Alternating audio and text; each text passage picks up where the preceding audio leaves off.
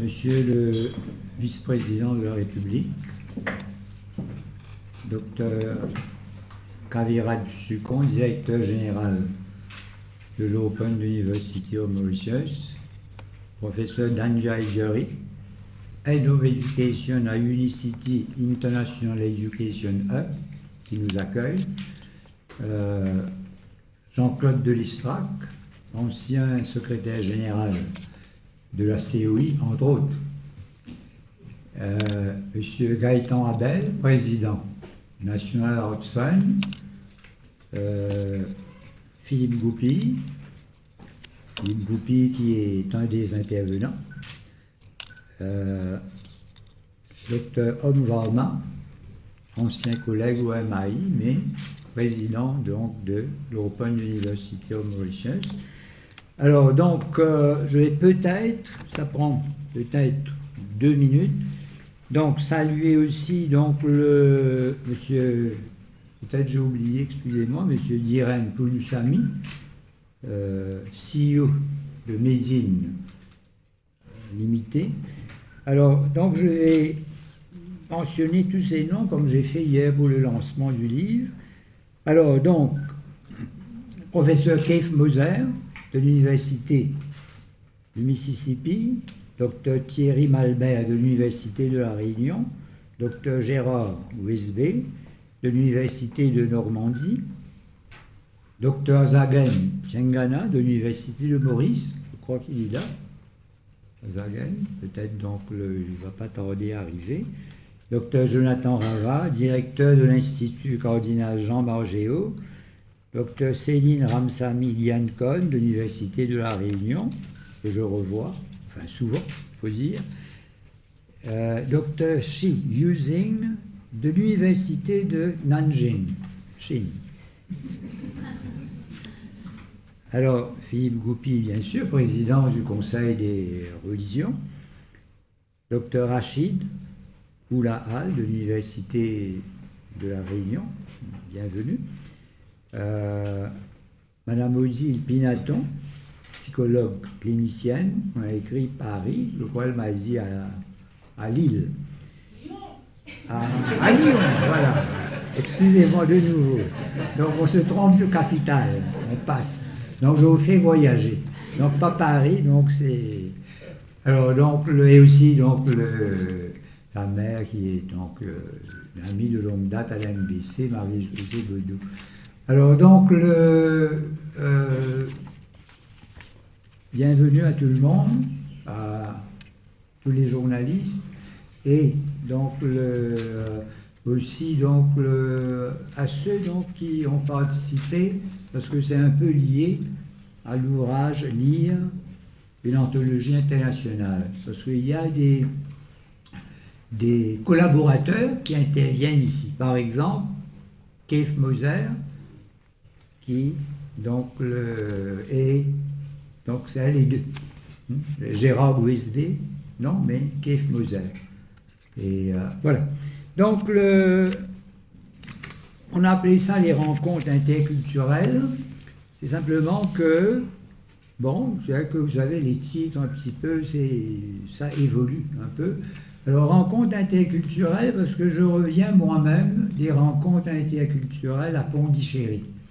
Ça a été un grand événement, et puis je pense que je crois que Jean-Marie aussi aime bien ce titre, rencontres interculturelles.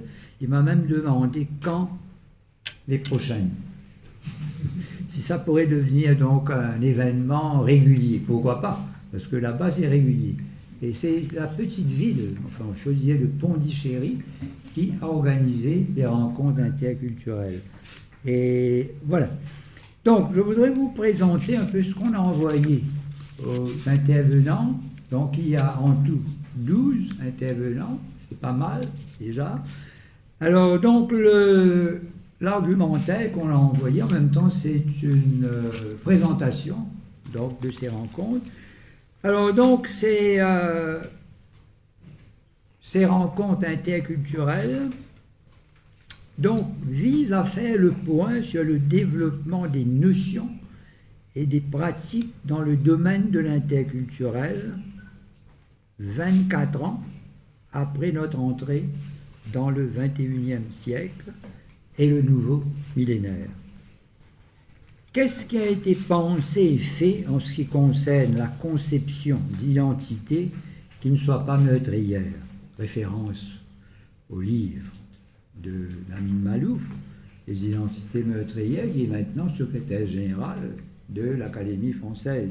Le dépassement du multiculturalisme, la promotion d'un véritable échange entre les cultures, la reformulation des expériences historiques, la contestation de la thèse du choc des civilisations. Samuel Huntington, Jean-Marie et moi-même nous avons participé à une table ronde.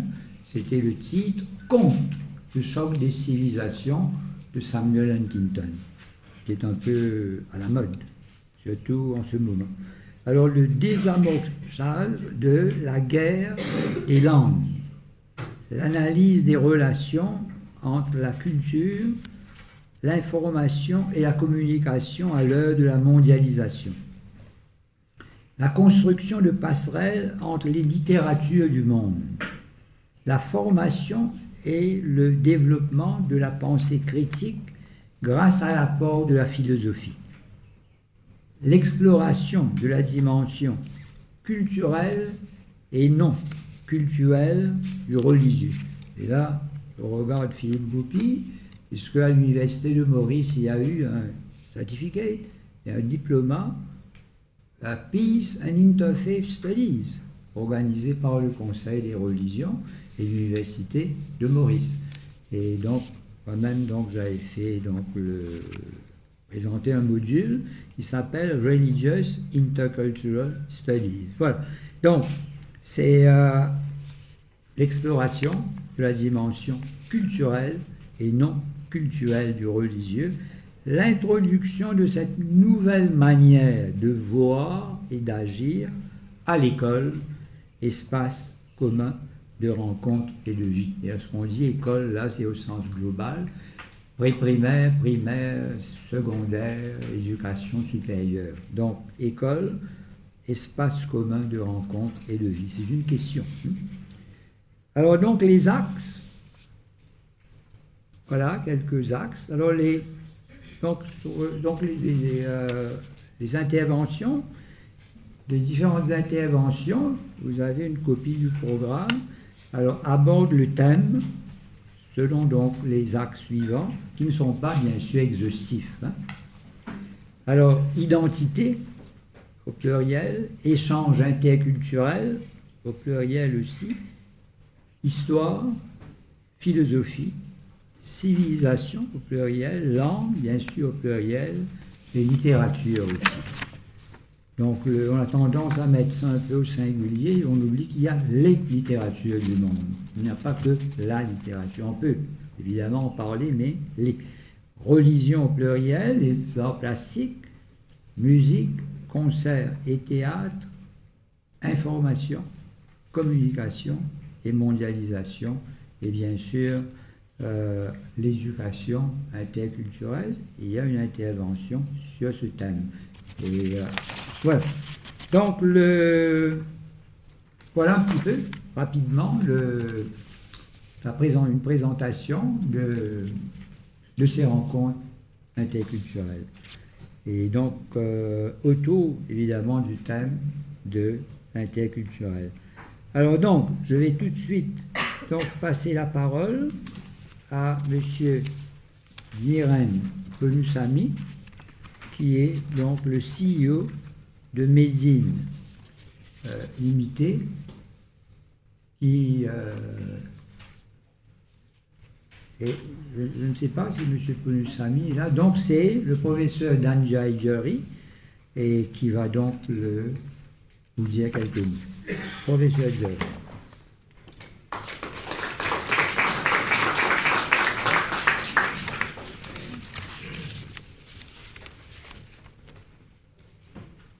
Monsieur Marie-Cyril Eddy-Boissaison, vice-président de la République, Dr Kaviraj Sukon, directeur général de l'Open University of Mauritius, Monsieur Jean-Marie Gustave Leclésio, Dr Issa Asgarali, distingués participants de Maurice et de l'étranger, distingués invités, mes chers collègues de Médine et de l'Unicity International Education Hub, membres de la presse, mesdames et messieurs.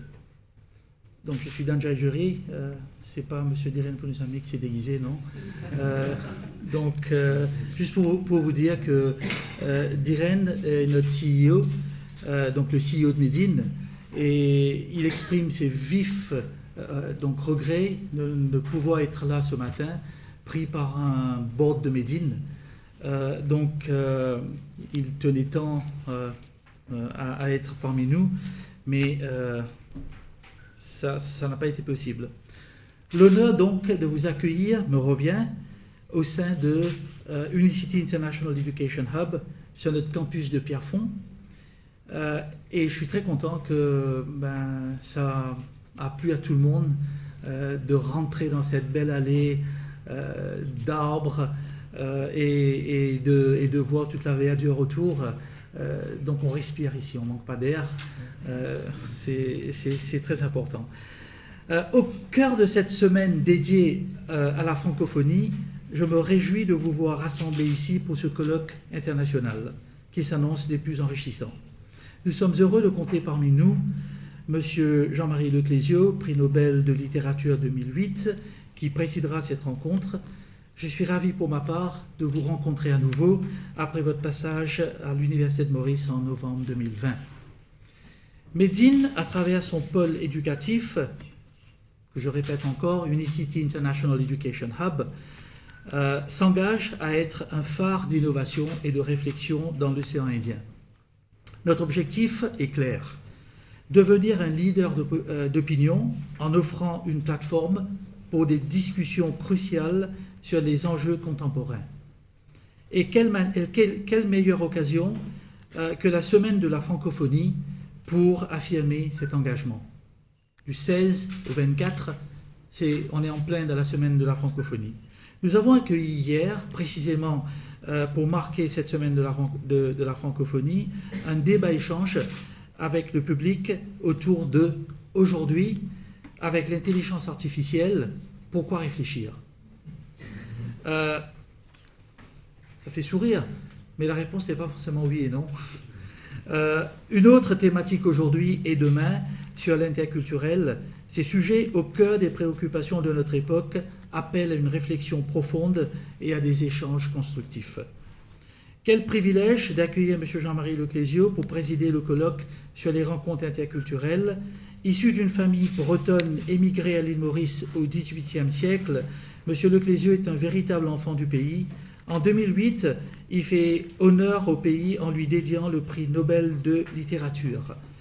Fortement imprégné des cultures mauriciennes et françaises, Jean-Marie Leclésio a parcouru de nombreux pays dans le monde sur les 5 continents et ses ouvrages ont été fortement inspirés de ses voyages et expériences.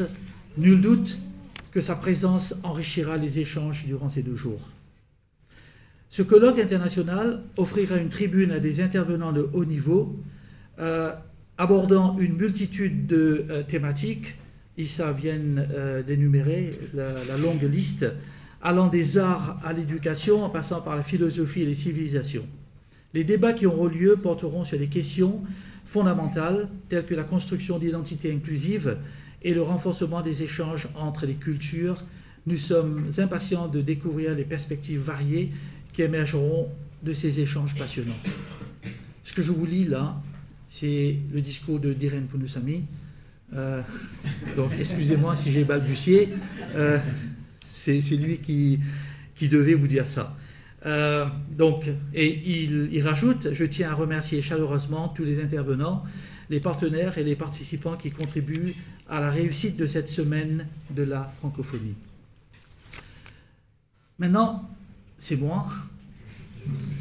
Donc, sur une note personnelle, Dr Sgarali avait organisé un colloque en octobre 2020 pour marquer les 80 ans de M.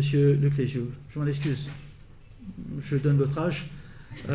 J'espère que vous ne m'en tiendrez pas donc rigueur, mais vous êtes tellement en forme que je me suis permis. Le colloque s'intitulait « Regard croisé sur l'œuvre de Jean-Marie Leclésio ». C'est un très bon souvenir, ça. Dans mon intervention, moi qui suis complètement ignare, je m'en excuse encore, sur ce que vous avez écrit, c'est le discours qui m'a pris le plus de temps en 2020 pour que je puisse rédiger quelque chose devant un parterre de scholars, comme on dit, et je me suis dit, qu'est-ce que je vais pouvoir dire dans ce discours-là qui soit différent de ce que les autres vont dire. Et j'avais trouvé à l'époque, et que je rappelle ici, dans mon intervention, je rappelais l'attachement profond de M. Jean-Marie Leclésio à l'environnement naturel et à l'équilibre écologique de l'univers. Et vous dites, je vous cite, « Je crois beaucoup à l'écologie, c'est mon vrai combat, je ne suis militant d'aucune cause que celle-là, l'équilibre. » Je trouve ça tellement fascinant et qu'on devrait dire tous les jours ici à Maurice l'équilibre, le dire plusieurs fois. Je pense que c'est extrêmement important. Je trouve ce mot-là très fort. D'autres l'ont dit peut-être même à Maurice ici longtemps. Mais est-ce qu'on le vit? Est-ce qu'on est à l'équilibre? Ce qui me donne l'occasion aussi de dire que le groupe Médine abonde dans le même sens. Le master plan, on en parlait à votre arrivée, de 2005-2025, était axé sur 3 piliers fondamentaux. Le développement intégré, le développement durable et l'intégration sociale et spatiale. C'était le master plan de Médine en 2005. L'éducation était déjà là-dedans, donc mentionnée.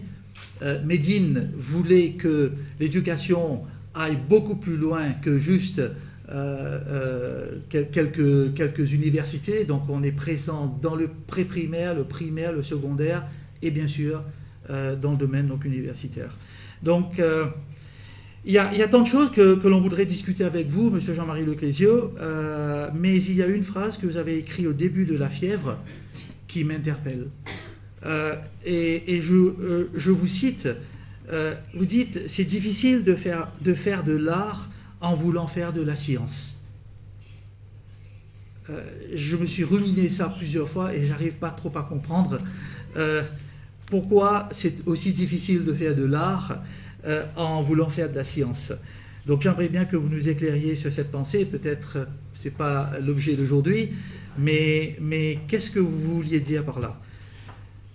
Et à vous, mesdames et messieurs, je vous souhaite un excellent colloque et je vous remercie de la part du groupe Médine. Merci.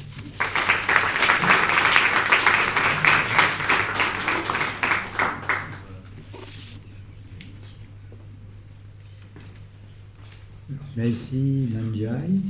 Je me souviens en effet de votre intervention lors de ce petit colloque organisé à l'Université de Maurice et de la phrase que vous avez citée, c'est pour dire. Donc, c'est très fort. Alors, donc, très bien. Donc, je vais maintenant passer la parole. Peut-être Jean-Marie répondra plus tard à votre question. C'est aussi une très très bonne question.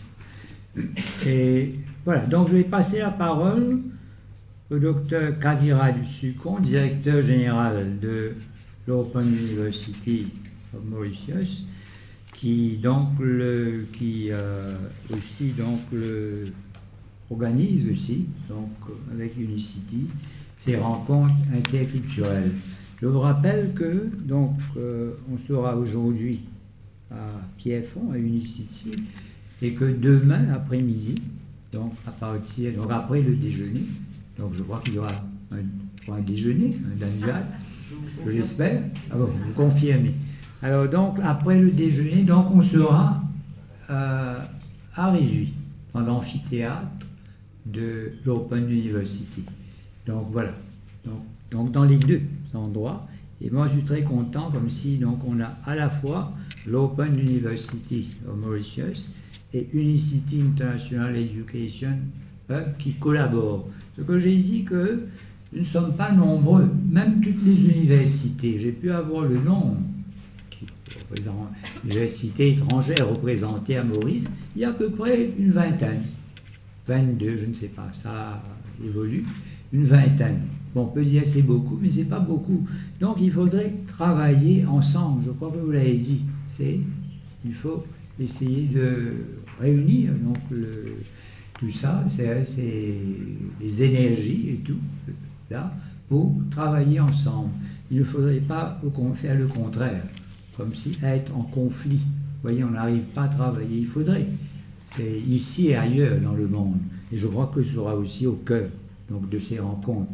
C'est-à-dire, c'est la paix aussi dans le monde. Alors, donc, très bien. Donc, la parole au docteur Succombe. Docteur.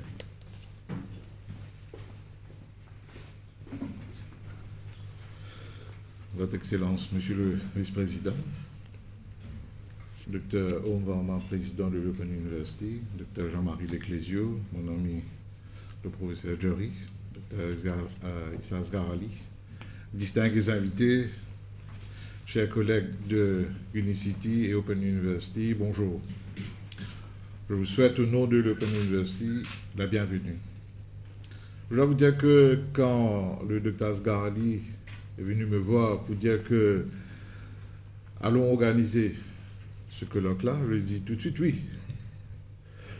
Et là, je dois remercier le professeur Jerry et Unicity International Hub pour toute l'organisation. Je dois dire que on tenait l'organisation à cœur pour la simple et bonne raison, parce que on parle de l'interculturel. Moi, je pense que là, je vais provoquer un peu les gens qui vont être là pour les 2 jours. Il y a quelque chose de bien qui se passe à Maurice. Si vous prenez janvier 1968, il y avait les bagarres raciales, comme on le dit. Il y avait des gens qui sont morts. Et puis ça, on a l'épisode de février 99, plus connu sous le nom de Kaya. Là aussi, on avait les tensions raciales, mais il n'y avait pas de mort. Et quelques années de cela, il y avait des gens qui écrivaient des graffitis sur les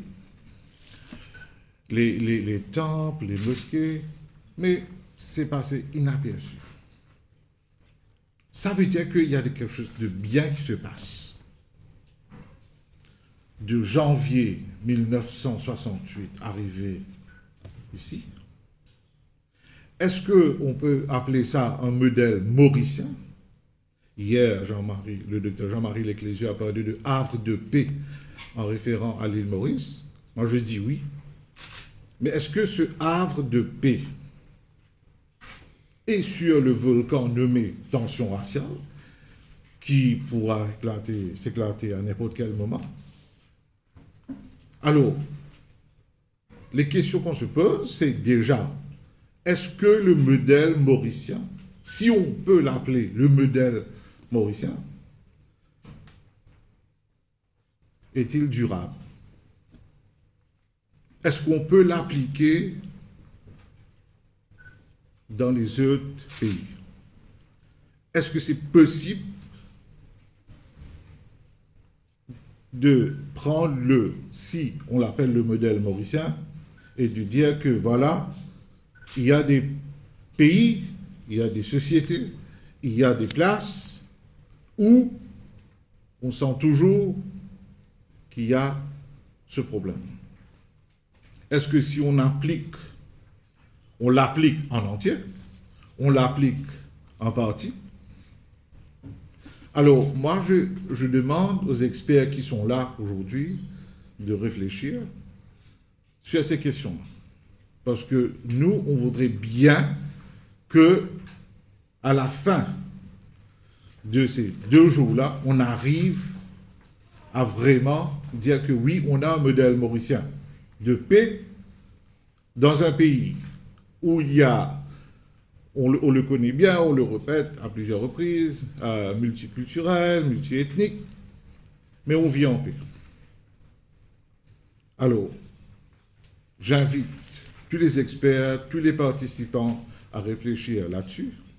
Et encore une fois, je dois remercier Unicity International Hub, Votre Excellence, le vice-président qui a bienveillamment accepté d'être là, et le docteur Sazgar Ali, pour organiser, pour tout mettre en place, et l'équipe de Unicity et de Open University, le docteur Apavou, docteur Joy Bissoun et Madame Ranjit et toute l'équipe.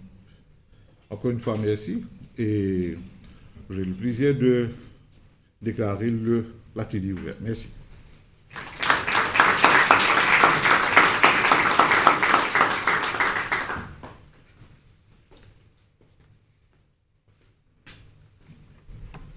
Merci, docteur Sucon. Et il faudrait dire que vous êtes le 13e intervenant. Vous avez fait une belle intervention. Donc, ce sont les questions faites de fond. C'est que, donc, lorsqu'on regarde le monde, vous avez parlé de Maurice aussi, donc de 68 à nos jours, c'est qu'il y a eu, bien sûr, des tensions au bord, un petit peu, parfois de l'affrontement ethnique, mais ça ne s'est pas produit, parce qu'il y a quelque chose, une sorte de... Ça revient, fort heureusement. Ça va, et puis ça revient. Mais il ne faut pas trop compter sur ça. Comme on dit, ok, mais à la dernière minute, non. Parce que je l'ai déjà dit lors de l'inauguration d'un colloque au MJA, et en présence d'un ancien président de la République, M. Kailash Poya, et j'ai parlé de ça, c'est que en février 1999, je l'ai écrit, mercredi 22 février 1999, à 10h30, donc j'ai vu, non loin du rond-point de la Louise, un homme qui avait reçu un coup de sabre à la tête. Donc, 2 policiers en civil dans un fourgon décapotable, emmenés à l'hôpital Candos. Donc j'étais là seul, ça. Donc heureusement, donc, je connais, bon, les policiers me connaissent un peu, alors, les médias, tout ça. J'étais seul. Donc je suis allé et là, c'est Candos, j'ai vu le policier en civil qui sortait, et le visage décomposé, 10h30. Hein. Après, heureusement, comme j'ai dit, c'est pas aller plus loin, et je parle de ça, et quand je parle de ça, c'est comme si je revis l'événement, il a dit des affaires sales. Voilà, donc ce qui fait, et puis, étant né à Port-Louis, les bagarres, ce qu'on appelait, donc, c'est des affrontements, c'est là, donc j'avais des échos à la rue Condé, où je suis né, où j'ai grandi, dans le Haut 4. On avait des échos, donc des cadavres sous les ponts, et c'est simplement plus tard, dans le livre de Jean-Claude Delestrac, je crois, Passion politique, qu'il a pu avoir les documents declassified, on a pu enfin avoir un chiffre, c'est-à-dire c'est la correspondance. En cette époque, donc Jean-Claude Delestrac, qui a écrit plusieurs livres d'histoire, donc a pu trouver pour la première fois le chiffre. Parce qu'on ne savait pas, on en parle. Mais donc j'avais déjà un peu ça, un peu dans cet environnement. Et puis je dis toujours qu'à Paris, dans la matinée, je vais au Palais de Tokyo pour voir l'exposition. Et l'après-midi, avec un ami qui a une voiture, je suis allé dans tous les lieux des attentats à Paris. Tous les lieux, je vous dis. Parce qu'il n'y a pas que Paris, n'est pas seulement le Palais de Tokyo. C'est aussi ça. Je voulais voir.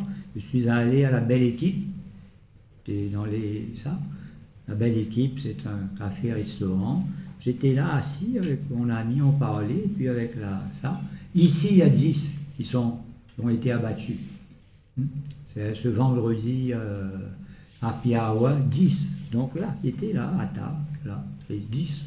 Donc 10 personnes ont été abattues. Donc heureusement, nous, on n'a pas ça, mais il y a, en France, il y a ça, il y a eu beaucoup. Ce qui fait que, et puis ce qui se passe dans le monde en ce moment même, et ce qui risque de se passer, parce que ce n'est pas terminé.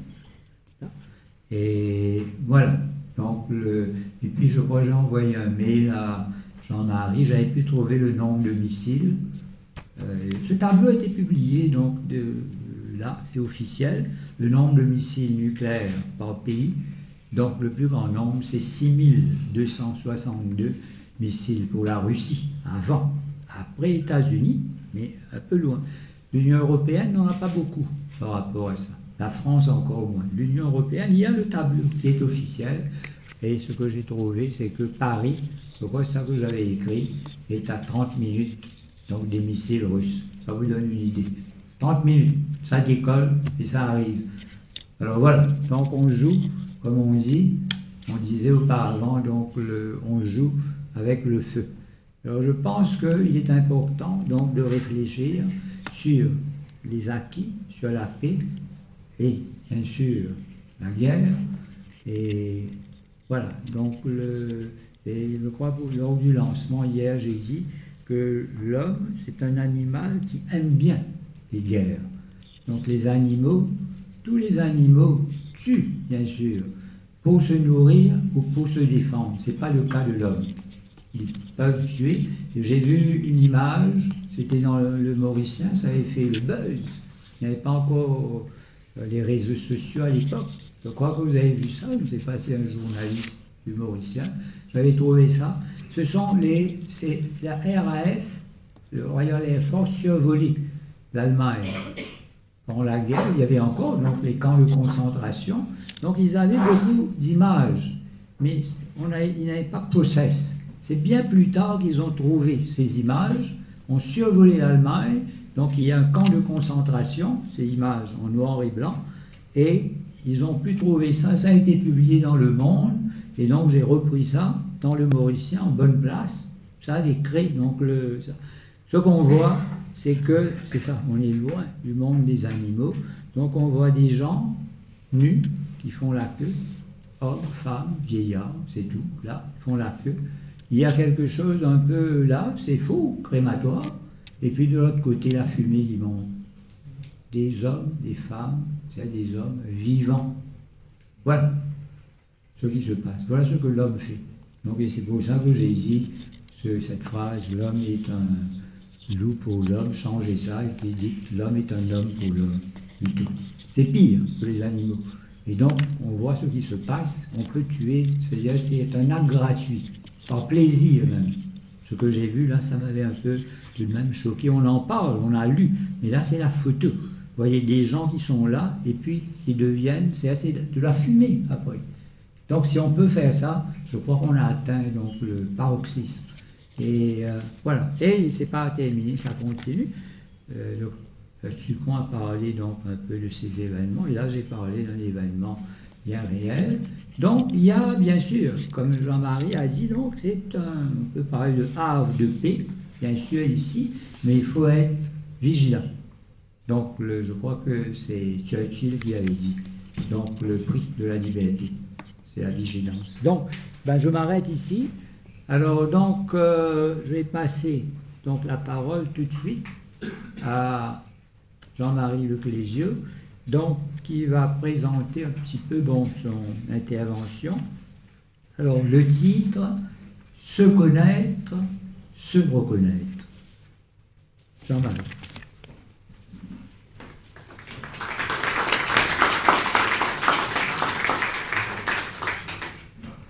C'était l'interculturel universel. Je n'ai pas le texte. Ça, je le prononcerai demain. Bon, je vais présenter ça. Oui.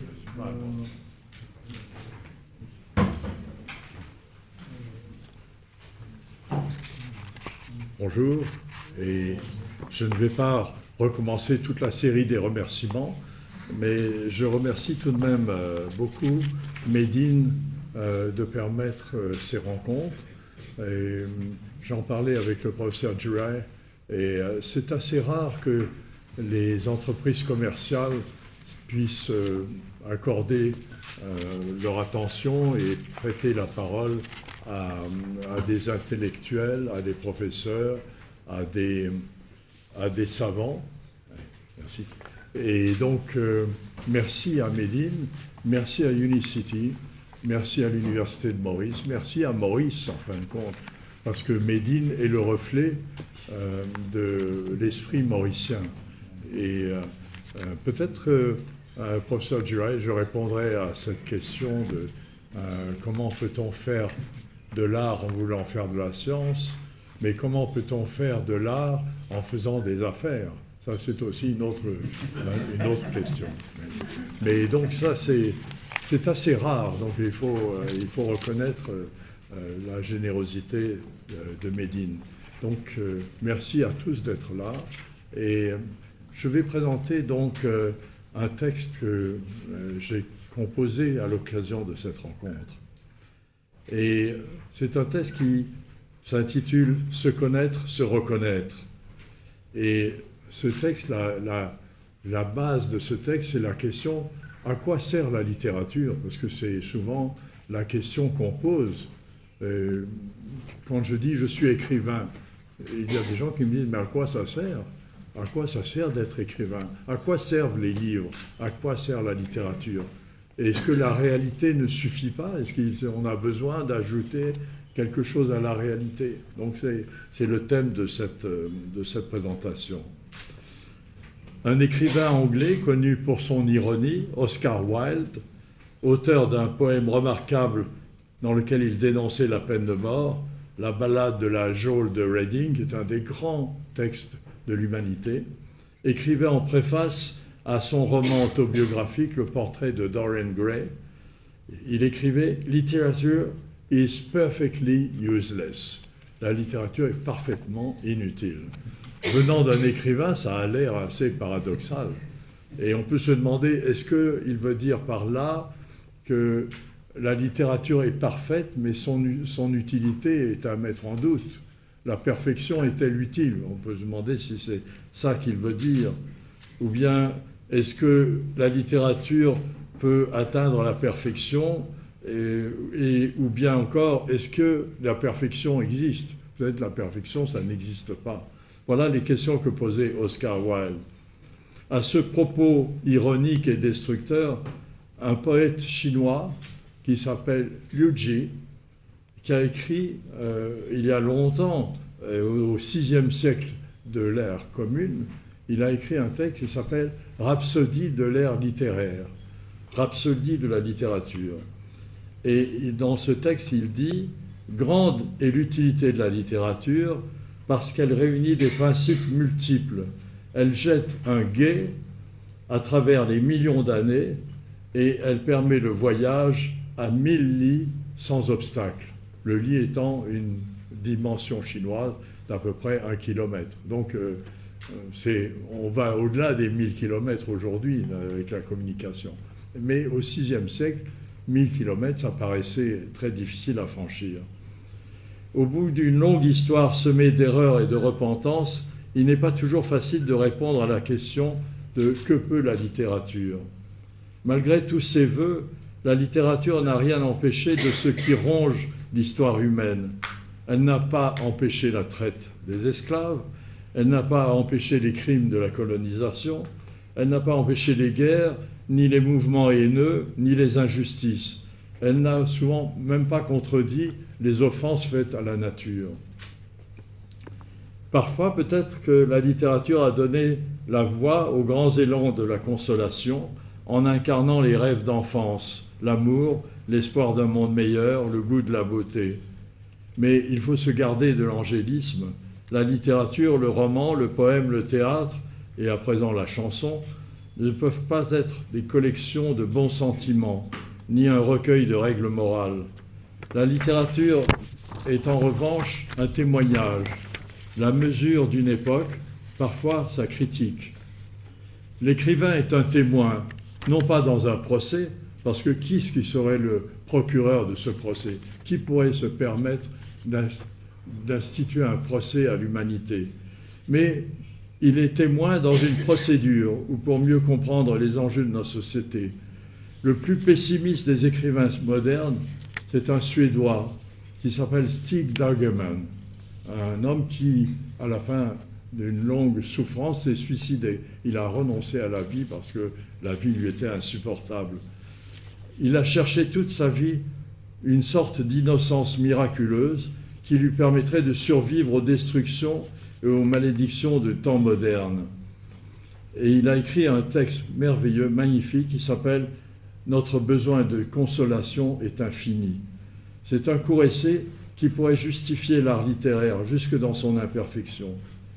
Mais il a aussi écrit un texte tout à fait étonnant, qui est peu connu, et le professeur Issa Asghar-Ali parlait de ces avions qui survolaient l'Allemagne à la fin de la guerre.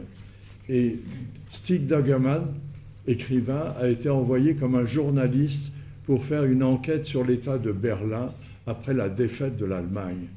Et il a écrit un livre qui est consternant, dramatique, d'une violence extraordinaire, dans lequel il décrit la situation des Allemands, des civils allemands, lorsque Berlin a été bombardé, rasé de la face du monde.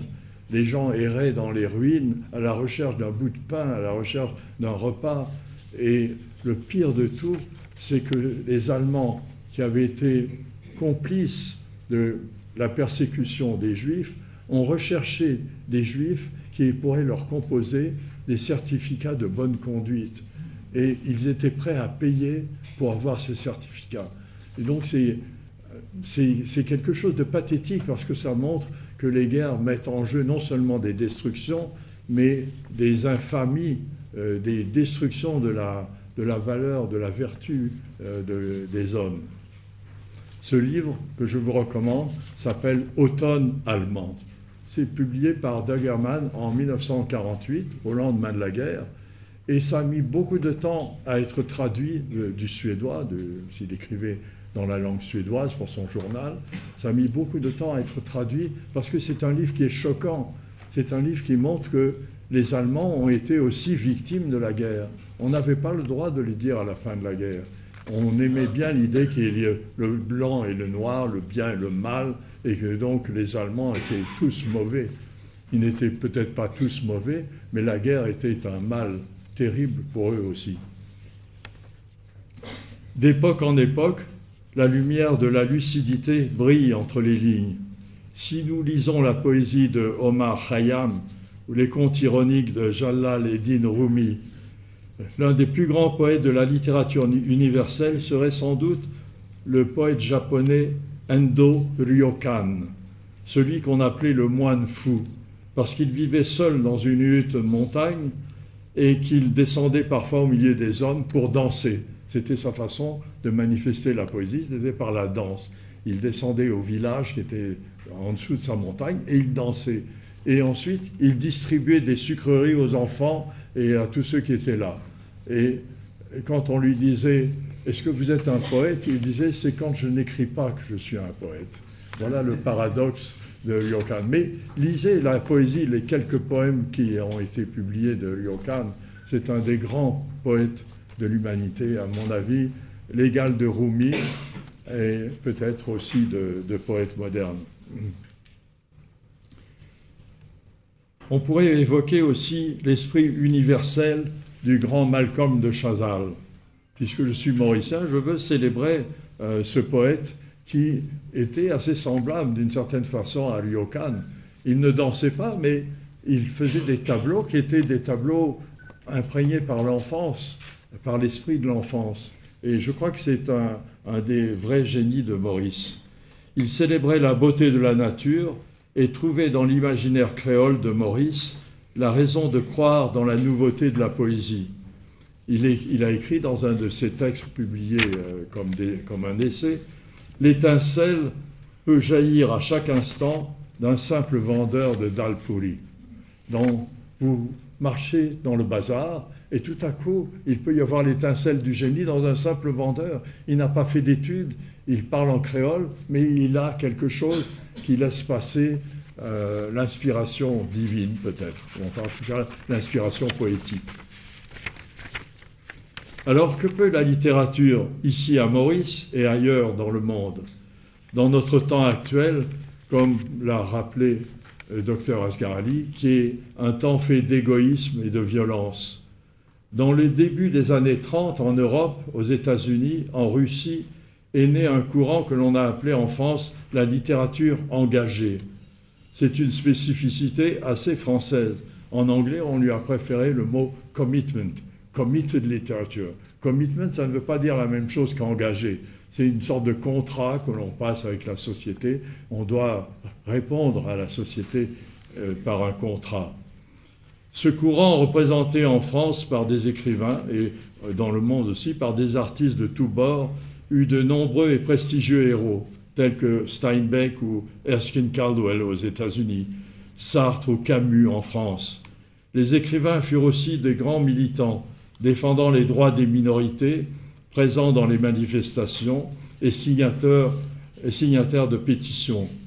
Cela dura un temps, une génération, puis cela décrut, peut-être parce que cela déçut. Et les engagements ou les participations n'étaient pas toujours suivis des faits. Steinbeck soutenait le droit des immigrés venus du Sud, mais la discrimination raciale et la fermeture devinrent la norme aux États-Unis. Comme on sait, les États-Unis, n'est plus le pays de l'immigration, c'est le pays des expulsions. Les présidents, les uns après les autres, ont expulsé les immigrants. Donc ils ont trahi l'esprit de Steinbeck. Ils n'ont pas écouté Steinbeck, autrement dit.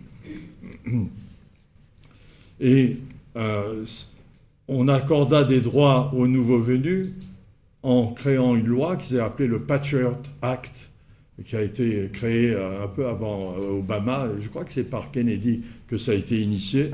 Et ce Patriot Act échangeait la nationalité américaine contre des services rendus par les immigrés. Mais quels étaient ces services? C'était principalement s'engager dans l'armée. Vous me direz que c'est un drôle d'engagement que celui qui consiste à faire des immigrés de la chair à canon qu'on allait envoyer ensuite en Irak et dans divers pays. En France, la littérature engagée n'a pas convaincu davantage. Sartre participait aux manifestations. On a montré souvent les images de Sartre en tête des manifestations avec les étudiants. Il parlait, il haranguait la foule. C'était un orateur, et un bon orateur. Mais il a dénoncé la guerre violente au Vietnam, mais il a toujours refusé de condamner la dictature en Union soviétique. Je rappelle qu'il a fait un voyage en Chine dans les temps où la Chine n'était pas un modèle de démocratie, et il n'a pas condamné l'absence de démocratie. Et il n'a pas condamné non plus la répression des Arabes en Palestine. Il n'a jamais dit quoi que ce soit sur le sujet. Il a été muet, il a été silencieux sur ce point. Donc, il n'a pas totalement répondu au désir d'engagement que l'on pourrait avoir.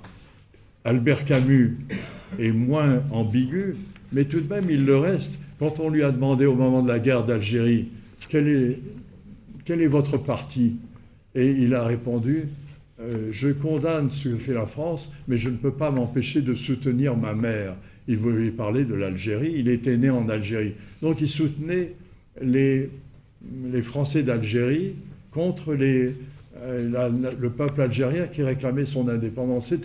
C'était très contradictoire avec sa philosophie. Donc même les plus grands philosophes, quelquefois, sont timides et ils n'osent pas dire ce qu'il faudrait au moment où il le faudrait. C'est tout cela qui a causé le déclin de cette littérature engagée. Au même moment où la littérature engagée a décliné, a décru, il y a eu l'émergence d'une voie nouvelle dans des pays qui longtemps avaient été exclus de l'art littéraire.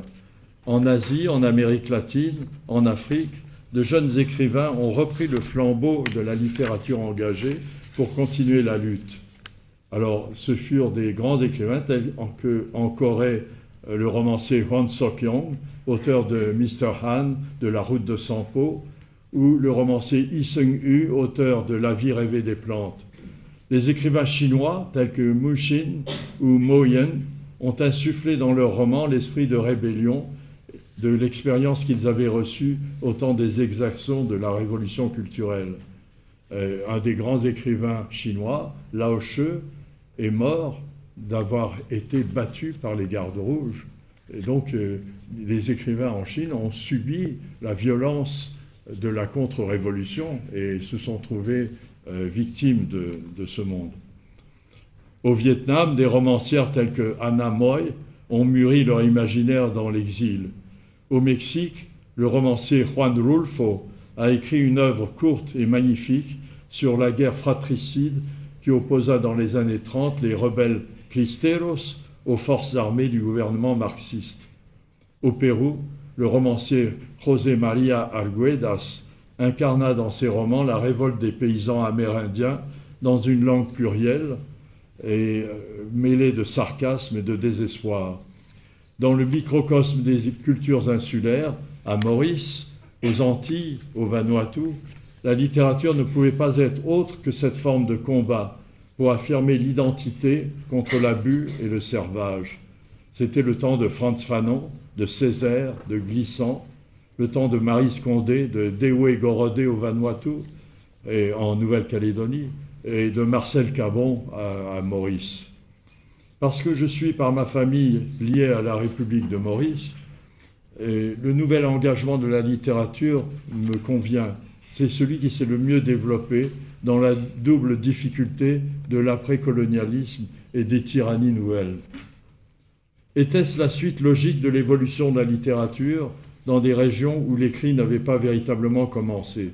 Ce serait sans doute simplifier l'histoire que de réduire cette explosion de la littérature à l'accès à la lecture et à la formation héritée des écoles de la colonisation.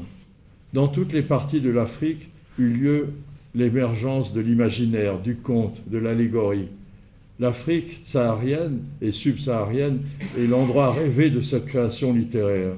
On désigne souvent bibliothèque du désert ces réservoirs de création poétique, de science, d'intelligence que furent des lieux tels que Tombouctou, Oualata ou Smara.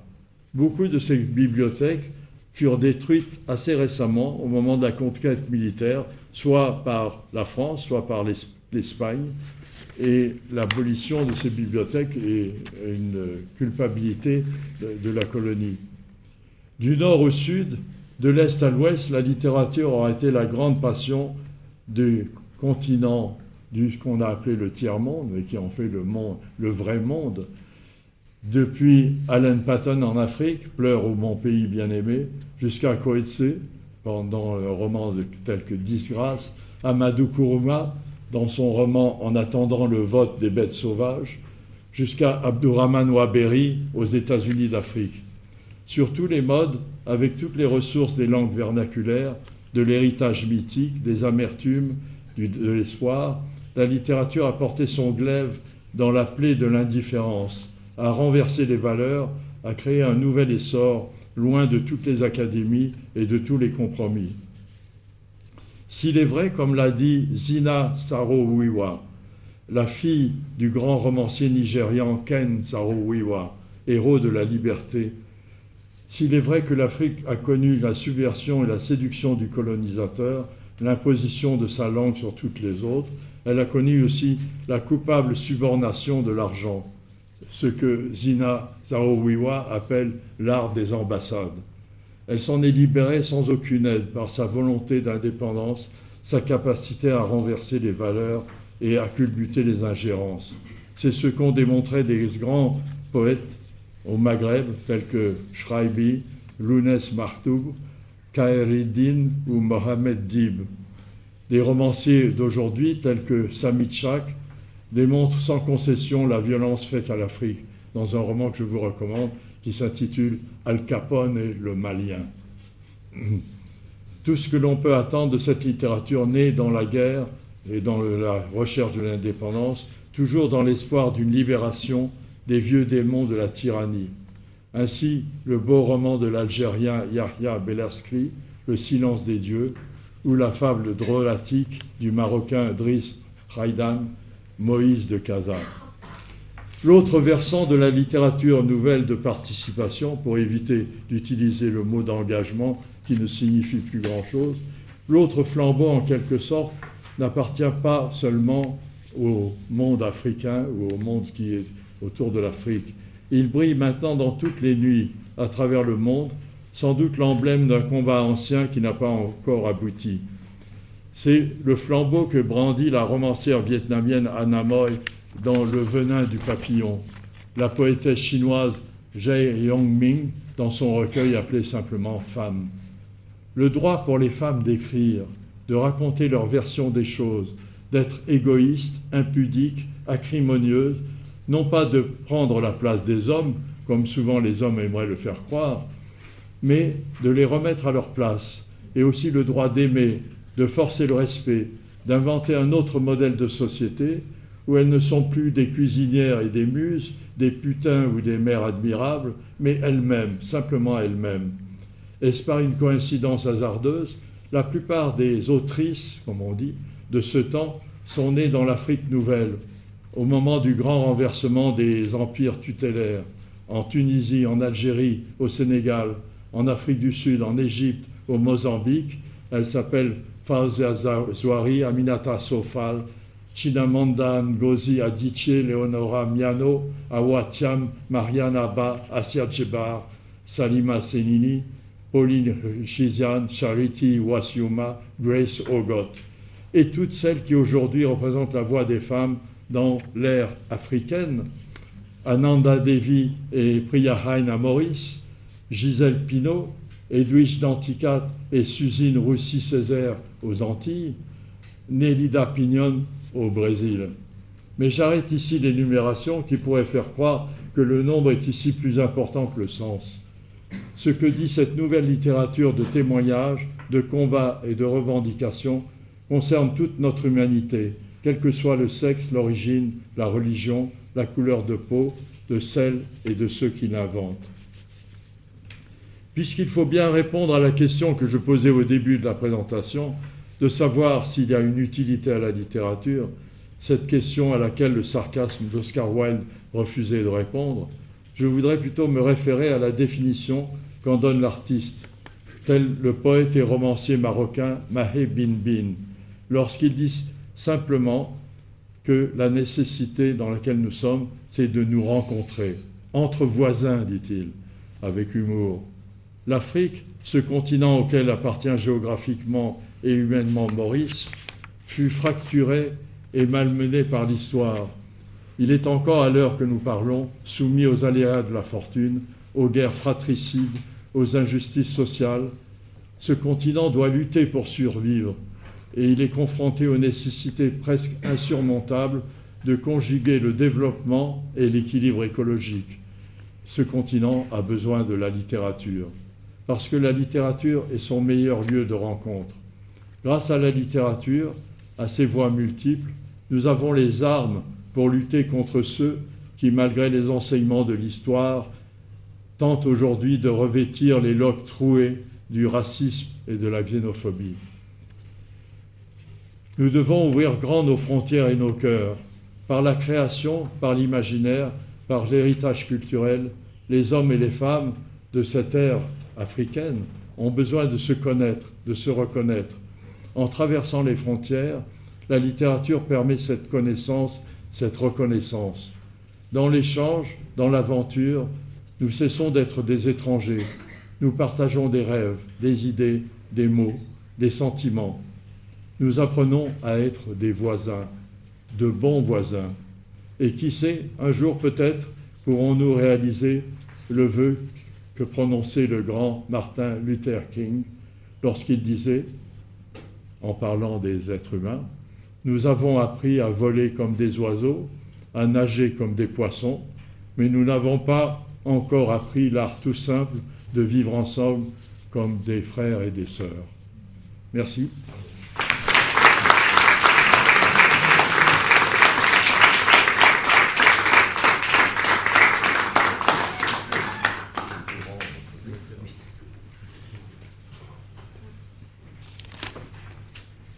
Merci Jean-Marie, très belle citation de Martin Luther King. Et voilà, donc je pense que peut-être c'est tout à l'heure si vous avez des questions, parce que là il y a pause thé, café. Donc ce que je voudrais dire tout de même, c'est qu'il y a une table ronde, toujours à Jean-Marie, je crois que c'était à Maurice. Nous avons interrogé et un journaliste, quel livre vous a marqué? Un seul. Pas 130, un seul. Et donc on avait répondu, pour moi c'est L'étranger de Camus. Et pour Jean-Marie, donc je le savais, c'est l'attrape-cœur de J.D. Salinger. Et comme Jean-Marie a fait référence à Camus, donc je vais essayer donc de revenir juste sur ça. Ça m'a un peu intrigué, ce qu'il a dit sur Algérie, la guerre d'Algérie. En fait, j'ai retrouvé la phrase exacte. Il disait « J'aime le FLN », c'est le Front de Libération Nationale, il luttait pour l'indépendance de l'Algérie. « J'aime le FLN et je préfère ma mère ». Voilà la phrase exacte. Alors donc, c'est-à-dire que le FLN placé, c'est parti du combat, hein, donc des bombes, dans les cafés, dans les restaurants, partout. C'était, comme on dit, souvent à la guerre, comme à la guerre, vous avez vu qu'à l'extrémité, il y a des civils qui mouraient. Et si sa mère se trouvait là? Donc il aime le FLN, le combat, la cause, mais je préfère ma mère. Alors donc, voilà la phrase exacte. Donc c'est un petit peu, on ne sait pas, on va penser, mais c'est pas simplement, c'est pas si, comme si simple que ça. Moi-même, je ne sais pas si je ne l'aurais pas dit. Et pour ça, c'est sûr, il y a eu un silence concernant ce qui se passait en Union soviétique, mais il ne faut pas oublier qu'il y avait le Parti communiste, le PC, il est très proche. Mais il a dénoncé, il faut dire. Je pense que pour les écrivains, il faudrait voir l'œuvre, peut-être pas voir tous les petits détails, parce que le grand exemple, c'est Céline lui-même. Donc Céline, tout ce qu'il y a, c'est collabos, etc. Mais il n'a tué personne, il n'a pas dénoncé, mais il était un petit peu sur les radios. Là, c'est peut être un collabo, mais pas actif, mais quand même c'est l'auteur inoubliable de Voyage au bout de la nuit. Donc il y a, je crois, il y a l'œuvre qui reste, et puis donc il y a aussi dans la vie. Je pense qu'il faudrait peut-être garder l'œuvre, mais ne pas oublier. Alors je pense que... Mais il faudrait lire, c'est Guerre, son dernier roman qu'on a retrouvé. C'est dedans, peut-être on comprend, c'est qu'il a été blessé grièvement pendant la Première Guerre. Il a été au fond, il a fait la guerre. La Première Guerre, Céline a été... C'est un nom de plume, bien sûr. Louis-Ferdinand Céline, et donc il a été blessé. Réellement, il a failli mourir. Et donc là, et puis pour la Deuxième Guerre, il a eu la faiblesse, disons, de ne pas dénoncer. Mais je pense que, confronté à ça, parce qu'on parle de littérature, je pense qu'on est un petit peu divisé. Mais bon, moi, il reste l'auteur, Céline, de Voyage au bout de la nuit, l'un des plus grands romans du XXe, un petit peu ça, au Sartre aussi. Alors donc, on s'arrête ici, peut-être on va reprendre tout ça, l'échange après. Sûrement. Oui. Oui, alors donc, c'est ce que Danjai me dit, Danjai qui est représentant donc d'Irène Pelusami, mais pas Claude. On a parlé de l'intelligence artificielle. Hein. Donc là, alors je voudrais saluer donc la présence donc de Madame Angélique Lacoste, représentante de Beachcomber, qui soutient ce qu'on fait. Alors voilà, donc elle est dans la salle, Madame Angélique Lacoste, et puis donc il y a aussi le président qui est là, qui soutient un peu beaucoup d'initiatives, c'est Gaëtan Bell, le président du National Arts Fund. Donc voilà, on s'arrête ici. Et donc, c'est le professeur Jerry, donc vous invite donc à une petite collation. Et puis on reprend tout de suite après.